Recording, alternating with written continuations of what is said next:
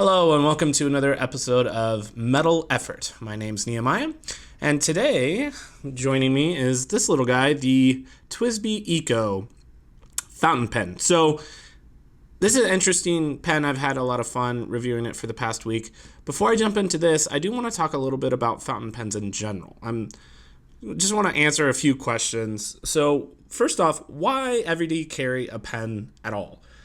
This is going to be something that some people need. They know they need it. Some people maybe could, maybe not. Some people definitely don't want it and shouldn't. So this is kind of a personal question, but I'll just give the answer as to why I use a pen every day for the last about 5 years straight. So for one thing, it helps to write things down, obviously, but I like that it helps build rapport with people that are comfortable using a pen. You know the type. We'll call them the old soul. The people that like the tactile feel of just a traditional pen. If it's obvious that they need to copy something down to remember, maybe somebody that's a new soul might whip out their phone and start to do a note. And while they probably do have a phone and I could tell them how to do that, it sometimes makes them feel uncomfortable to do. So if I pull out the pen and present the pen to them, knowing that they're going to be appreciative of that, helps to build some rapport. So that's partly why I like to do it. Also, just so I could be a resource to people around me. Sometimes my coworkers are working with somebody who actually needs a pen and asks for a pen and they don't have one. They know they can come to me and I could probably help them out. So those are the reasons why I carry a pen in general. The one I have carried for the last 5 years is this guy, the Uniball Vision. I went through a lot of pens. I used to like the G2 gel pen. I ended up getting rid of it. I had to go on like a big soul journey and figure out another pen to replace it 5 years ago, and this is the one I ended up going with. It's been good, but I'm happy that I am exploring, even though I don't necessarily feel the need to, and I feel like I've been rewarded with that curiosity. So why a fountain pen over a normal pen? And I think similar reasons with a couple modifications. I think having a fountain pen as your EDC pen, it's a talking point. The point doesn't talk, but you get what I'm saying. This is something that's distinct. This particular one is distinct even from the outside. Sometimes fountain pens, you don't know that something else is going on until you actually see the point. So this has got a wow factor both on the outside and on the inside. And it's, just something to talk about. When you're working with a stranger and you don't have a lot to go on, something as mundane as a pen can be an interesting talking point and just help to kind of break the ice, which I enjoy. So to talk about why you should use this particular pen, let's jump into the dent, the decent, the excellent, the nitpicks, and the terrible of this pen, the Twsbi Eco. Now, first off, in my decent is the fact that this is a presenter. This is, to some extent, a just, matter of preference. I like it a lot because for me, it serves as a practical point too. So it's kind of cool to see the ink in there. I've got a see-through one with some green, Irish green ink in there. Now, it's fun to see it, but it's also practical in the sense that I don't know how quickly I need to fill this up. It's not something that I really have a good sense on, not having used a fountain pen regularly before, or at all really before this pen. So this has a giant reservoir, which is my next point, but I just like that I can know when I am going to need to fill it up. I don't want to just keep using it until I run out and then get caught with my pants down and not be able to use my pen for the rest of the day. That's just awkward. So this, I've been using this quite a lot, more than I would in the last week, just because I've just been testing it here at home, and I've used about half the ink that I filled in, which is awesome considering how much I've been writing with this. So compared to other fountain pens, this is about 2 times to 3 times the size, from what I understand just in doing my research. So that's good. It's not necessarily difficult to fill this particular pen, but it's still nice to not have to do it as often as some others. So that's cool.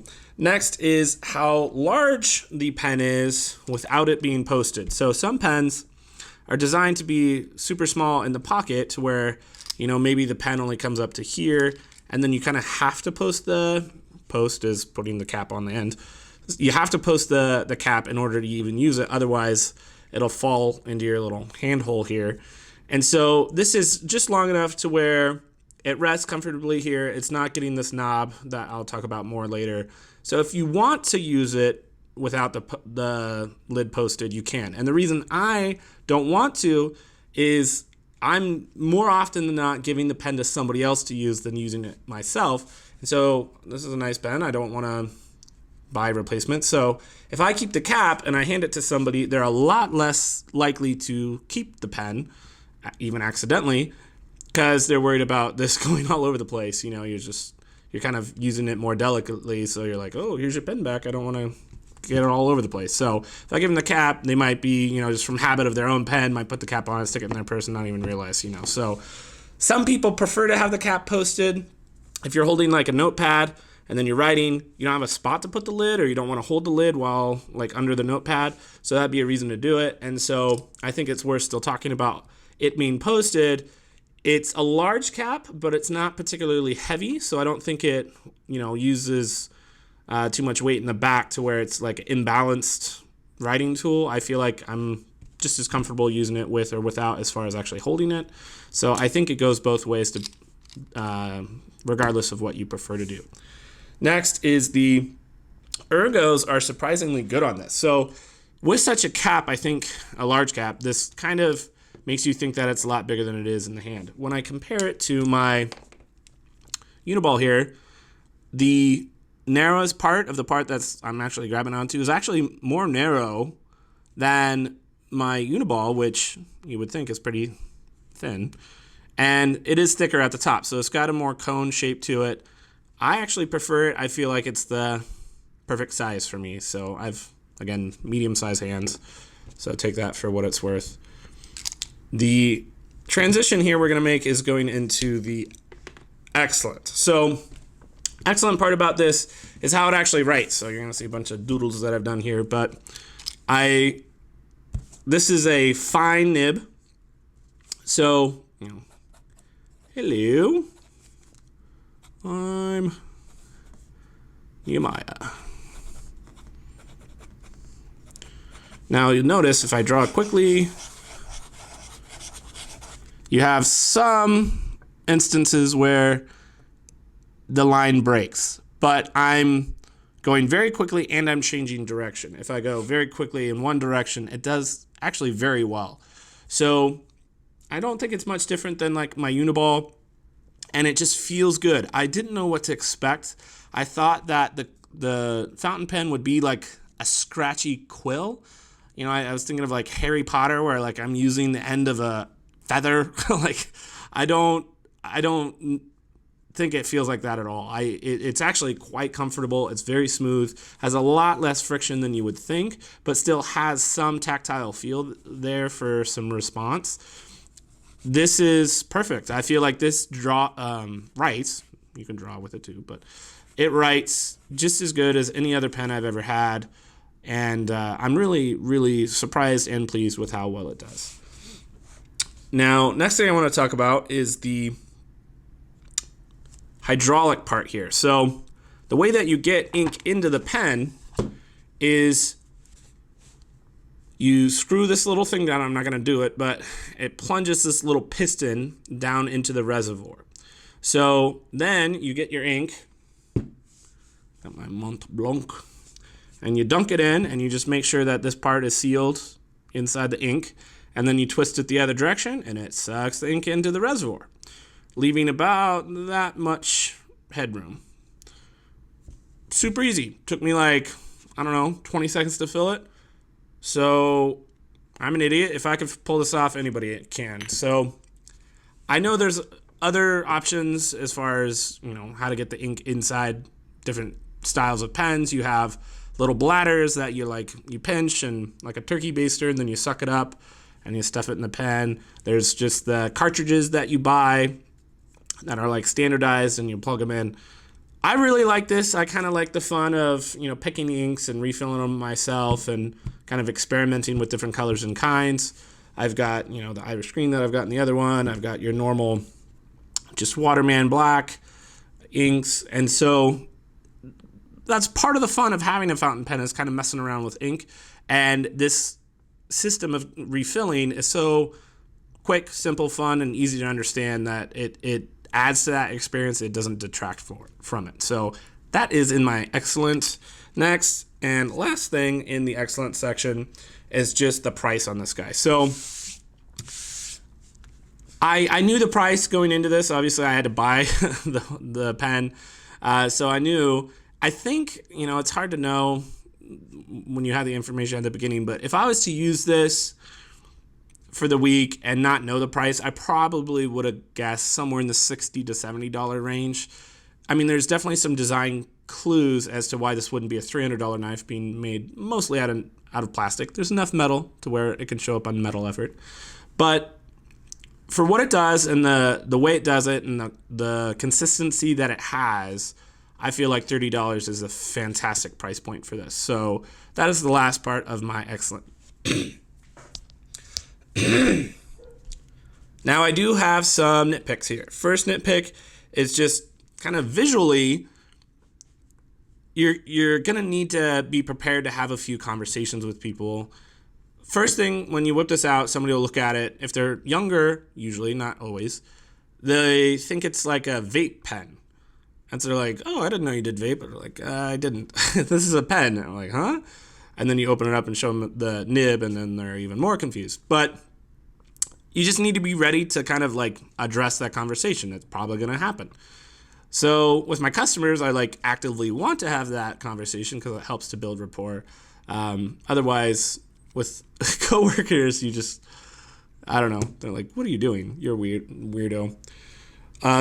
If they don't think it's a vape pen, they think it's an EpiPen. I've gotten that comment a couple times, which I think is hilarious. But it doesn't affect actual use. It's just something you should be mentally prepared to have those conversations and know what people are kind of judging it as. Next is the cap. So cap is kind of big. I don't mind it, that part alone. The part I do mind is the top. So you see there's this little logo. The logo design is fine, but it's like perfectly flat. It's like karate chopped off. So you stick this in your pocket, and then you go to like reach in, and it's just like a big flat wall greeting you.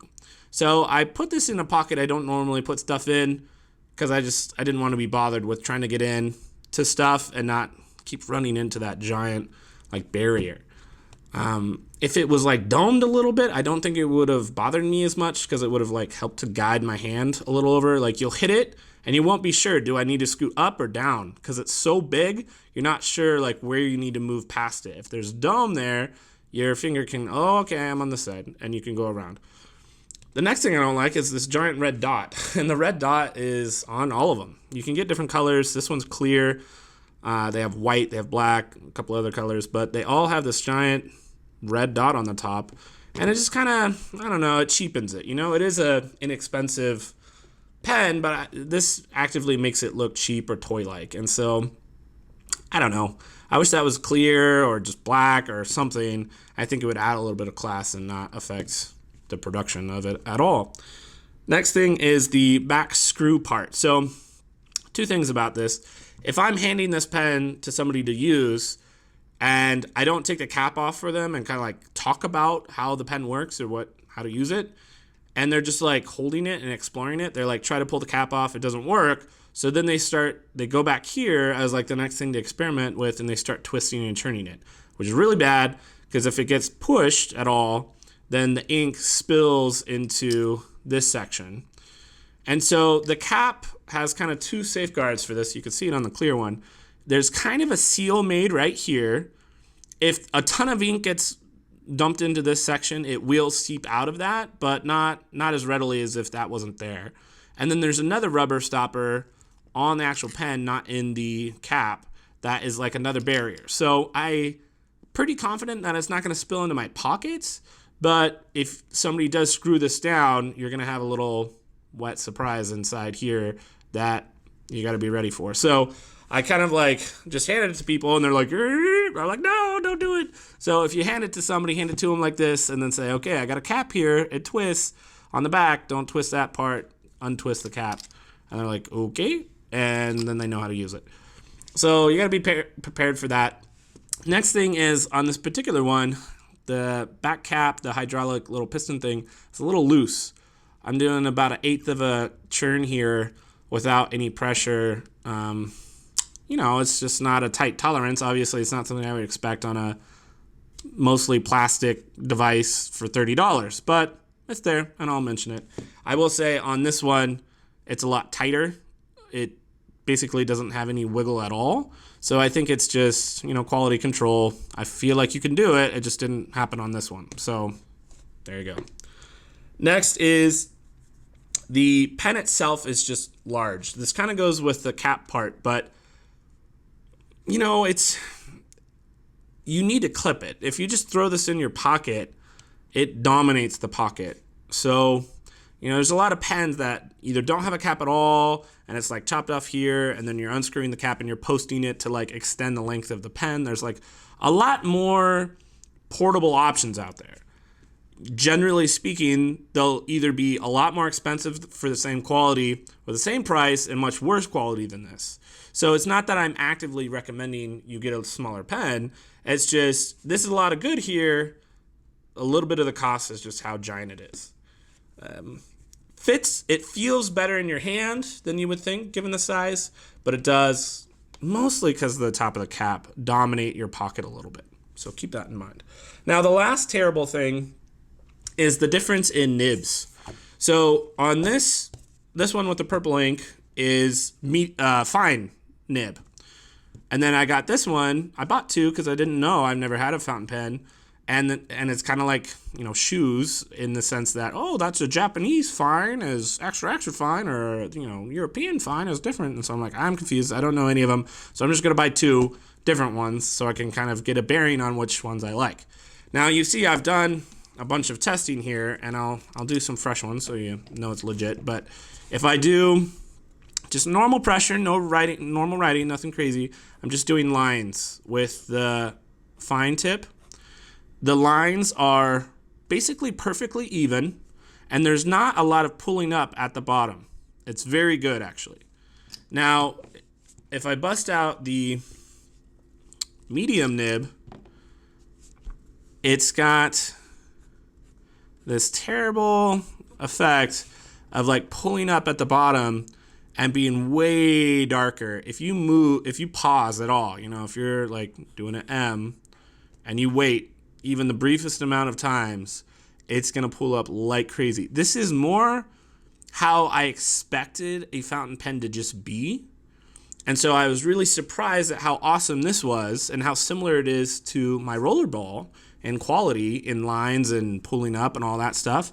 This one is kind of like my worst fear. So you see here doing normal lines like interchanged, just the level of difference here. Other things like this hello, like when I did the hello, I'm trying to like be lighter so I don't pull up.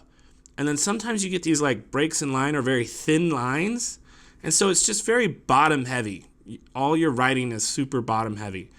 Where the hello on my, purple fine is just even. It looks completely even, and you have got a little tiny bit of balling up, but it's not near as bad. Now, some of it has to do with the fact that this is green and that's purple, and so you're going to see the pulling up in the green more than you are in the purple. So I acknowledge that, and that's going to be a part of it, but just the general feel of this and just how, if I move quickly with this, you see the breaks are huge, giant breaks. So it's like it's simultaneously flowing really strongly and not flowing well enough. Like, I don't understand how this is supposed to work. Like, do I have a bad nib? Do I need to modify the nib? Is this normal for a medium nib on these? I don't know, but it just does not perform as well as the fine. Fine, I can be fast, and it's not perfect. There are breaks, but they're very brief breaks, and they're much more filled in than the ones that are here. So I don't know what's going on. So basically, as we move into the conclusion, I've got a tale of two Twsbis here. So I've made a chart. Now for the fine tip, I could not recommend this pen enough. And the reason is because of my holy trinity of the buy it now. You've got function, you've got form, and you've got price. Now, function, this one is A-okay. I could find, I'm sure, spend $300 at Montblanc and get a gold-tipped nib, and it's going to be even better than this. But how much better? I don't know. Maybe like from 90% to 99%.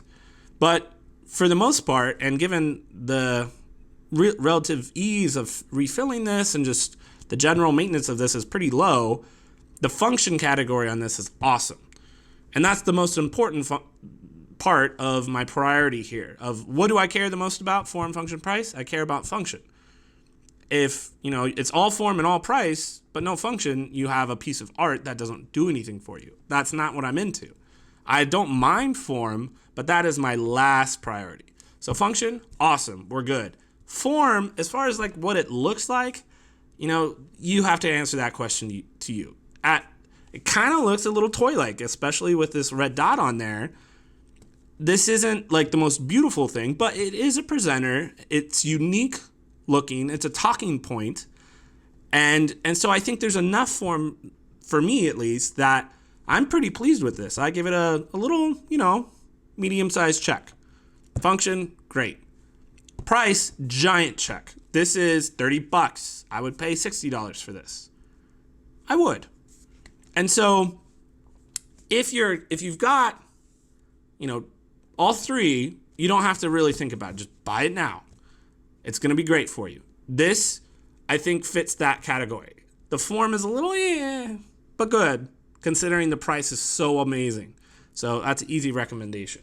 For this, the functionality, if I don't even want to say, if you like medium nibs, get this, because the medium nib is just not performing. Like, it's just not doing what I would expect it to work like. It's not just a thicker line with more flow.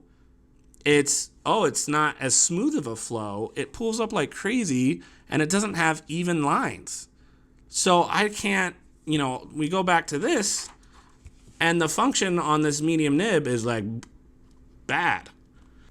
So given that, I have a really easy time giving you the thumbs up on the fine nib.